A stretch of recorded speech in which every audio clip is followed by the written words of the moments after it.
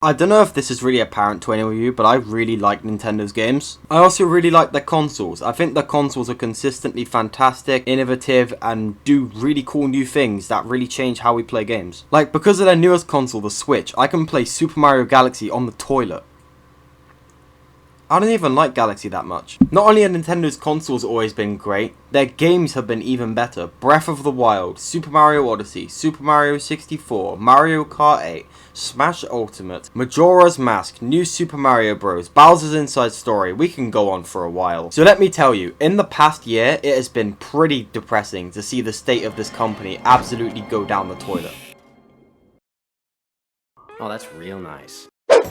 The Nintendo Switch's fourth year on the market, March 2020 through March 2021, was a disaster. Not for Nintendo, they made their money, they made more than enough money that year. But for us, the fans, the consumers, God. Now I understand why it would be difficult to deliver the usual quality standard, given the pandemic and all the things going on in the world, but there's only so much you can excuse out of a company because it's a pandemic going on. Like, say, in the months of no announcements at all, would it have really hurt to do something like throw Ocarina of Time on the eShop or something? Like, would that have really taken much effort? So anyway, I'm going to be going through all of Nintendo's major screw-ups throughout this past year, and then say what I want them to do going forward. So let's begin with Animal Crossing New Horizons, which is a pretty solid game and probably the best part of Nintendo's 2020.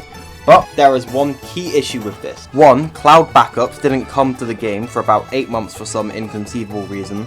And two, only one island per Switch. If you want to have another save, if you want to have a save for a friend, let's get you another Switch. One island per console, not per user, per console.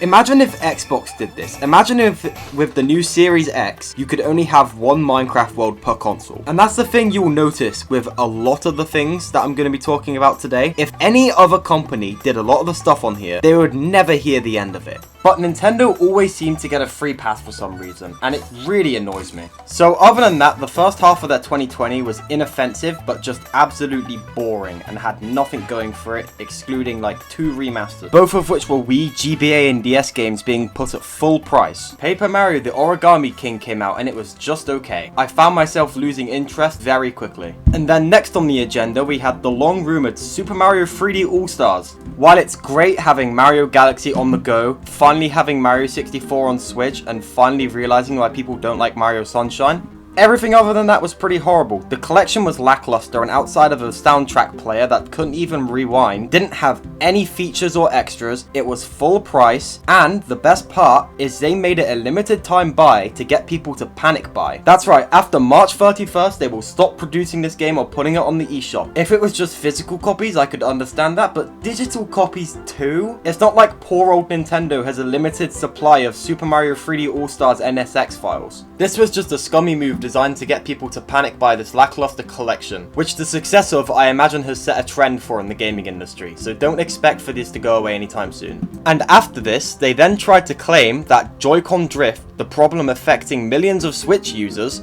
is not a real problem. They actually tried to argue this in court that Joy-Con drift is not an inconvenience, which, I mean, they're right. In fact, it's such a non-issue that it prompted me to take up controller repairs solely so I didn't have to replace these expensive controllers so frequently.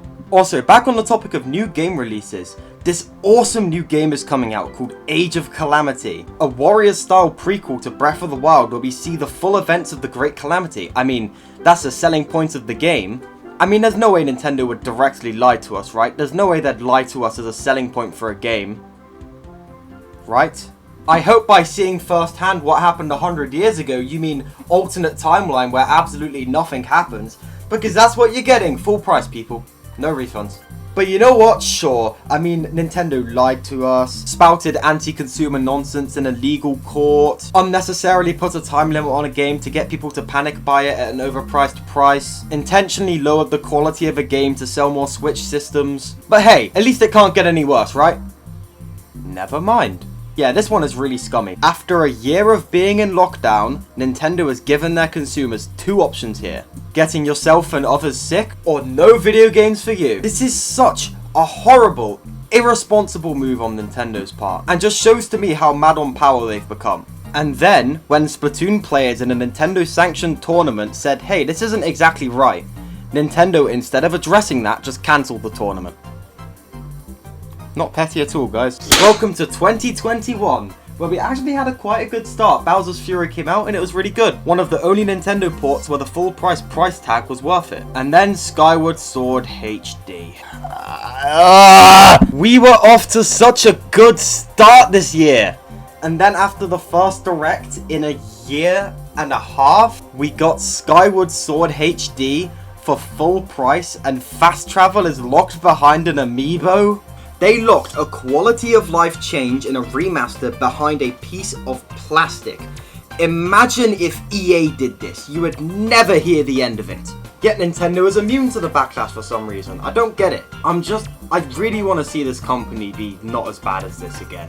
When they're great, they make incredible games, but you know? So, what can Nintendo do to remedy this? Just don't do any of this stuff again, please. Let's all form a manifestation circle and pray that Breath of the Wild 2 will be good.